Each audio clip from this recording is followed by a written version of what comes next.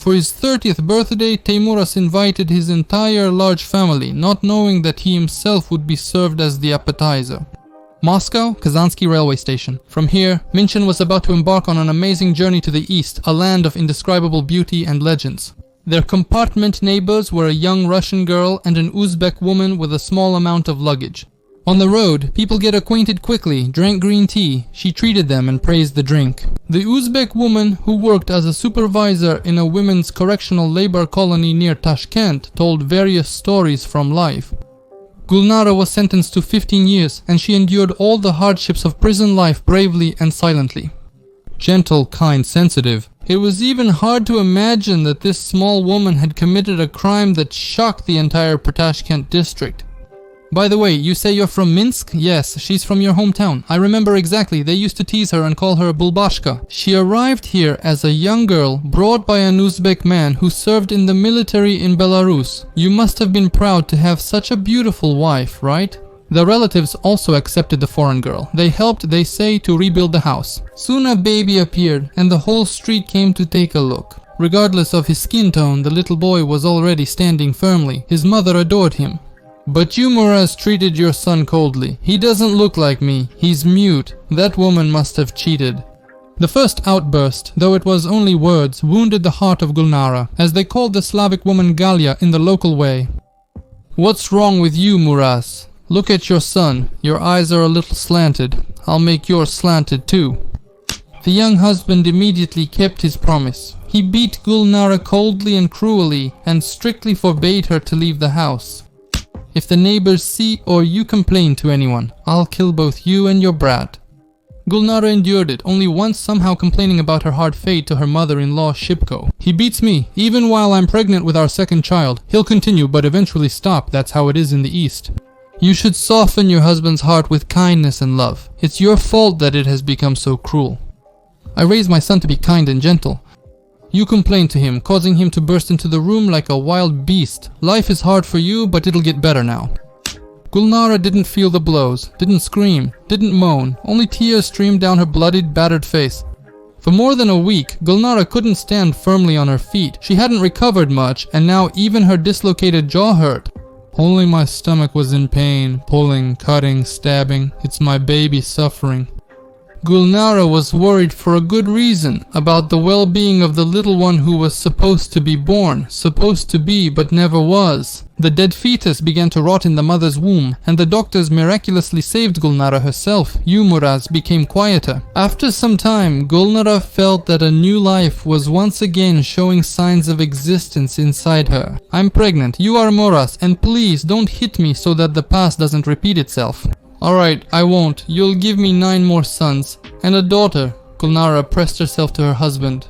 The 9 bogatyrs were not destined to be born. A daughter was born, not at will, not in her parents' home, but in prison. By that time, Gulnara had already been convicted of murder. By the way, if you want even more strange and scary real stories, don't forget to like this video and subscribe to the channel, and also subscribe to the Strashnotai Telegram via the link below the video. Gulnara had just come back from the market, where she bought some fruits and vegetables. She was planning to celebrate her son's first big milestone, his 5th birthday. You know, his birthday. Did you really turn pale with anger? Are you throwing a feast in honor of the little blonde beast? Yes, never. Only over my dead body. You really lost your temper with him. Gulya knew she would be beaten. To avoid trouble, she locked herself in the room, not seeing her little son open the door at that moment. She didn't witness you push him in your rage. With monstrous force, the boy flew back and hit the wall, not even having time to make a sound. A dull thud echoed through the room. Gulnara flinched at the sound, but she didn't come out of her hiding place. She only came out when you finally stopped wandering around the yard, started the Zhiguli, and drove away. Gulnara found her little son awkwardly frozen on the floor. Thinking he must have played all day and fallen asleep from exhaustion, she bent down to carry him to bed, but was suddenly petrified.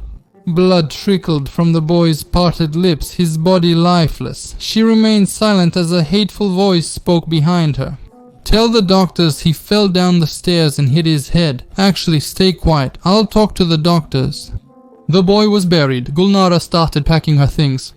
Where are you going? Home. I can't live like this anymore. You're not leaving. Do you want to disgrace me? For several days. You didn't let Gulnara out. Kept her locked up. She calmed down. That's good. Now go to the market and buy some groceries. I'm turning 30. Or did you forget? Him? Once he left to gather relatives and friends, Gulnara went to the market. She already knew how to celebrate the anniversary of her father and the murderer of her 2 children. In the evening, the 2 of them sat down to drink tea together. There will be about 50 people. Mother will help. There's no need to cook pilaf. I'll do everything myself. I have everything prepared. You, Muraz, felt sleepy after tea. He started yawning. Go, lie down. Gulnara hugged her husband as she saw him off to the bedroom, and Muraz led her along with him.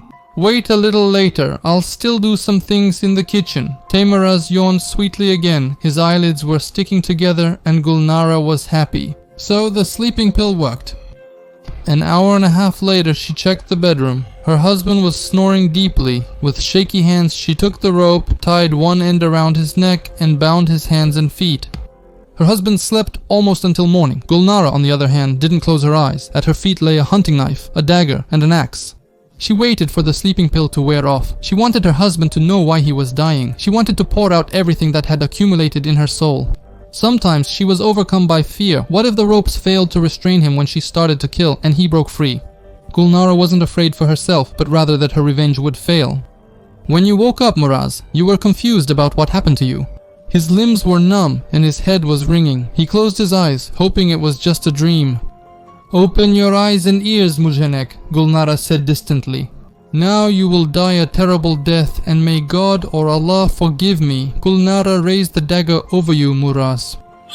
He closed his eyes in fear. No, look at how your filthy blood will flow out of you. After all, you weren't afraid when blood was flowing from me, from the little son you killed. The dagger's blade plunged into your stomach. You cried out in pain once, and it hurt us too. You taught us to endure, to never complain to anyone, so now endure it yourself. There's no one for you to complain to. She stabbed with the knife into the stomach, the chest, the arms. The room was filled with inhuman screams. Gulnara kept stabbing and stabbing. Even if the neighbors heard, they wouldn't come. That's how things are here. You didn't even scream for him this time. Cutting the blood-soaked ropes, Gulnara began to dismember the body. The parts that wouldn't yield to the dagger, she chopped with an axe. There was a sudden knock at the door. It was her mother-in-law, who had been asked by her son to help cook pilaf. Instead of a greeting, hissed the mother of the monster, with whom fate had brought together the Belarusian girl. No need, I'll handle it myself. Come in the evening, it'll be ready. The mother-in-law started to object. The door slammed right in front of her nose, and the lock clicked. By the appointed time, the guests started to gather. They turned on the music. The mother-in-law critically evaluated what the daughter-in-law had prepared. Out of habit, she muttered remarks under her breath, added some spices, but overall she was satisfied. The daughter-in-law had mastered Eastern cuisine. "And where are you, Muraz?" his older brother asked. "The guests have gathered, and it's not good to keep them waiting. However, he asked not to wait for him and to start the meal." The daughter-in-law replied as calmly as possible. "Are you crazy? Has he lost his mind or something?" "He hasn't lost his mind. He just warned us. That's the surprise. He'll show up in the middle of the feast."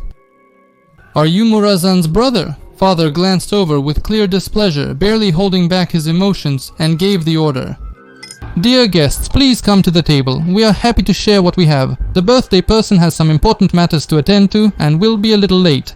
They made the first toast, the second, the third. The tipsy guests praised the pilaf and then demanded, "Bring out the birthday person. Gulnara, where are you hiding your beloved?"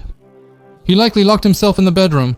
The witty joke was met with approving laughter, and at that moment Gulnara appeared at the entrance to the hall. The relatives and guests fell silent, as if they had swallowed their tongues, staring in amazement at the tray that Gulnara was holding in front of her.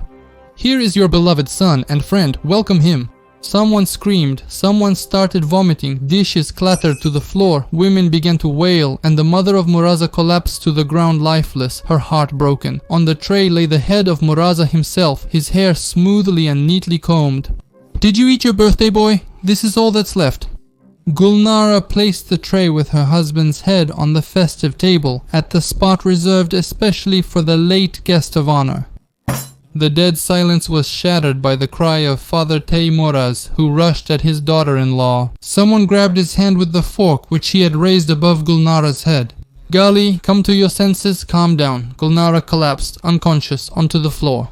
Maybe the hitchhiker from the Moscow-Tashkent train had finished her terrible story. That was what saved her life. At the trial, she hid nothing and confessed sincerely to what she had done. They buried her mother alongside the remains of her abusive husband. Her father went insane.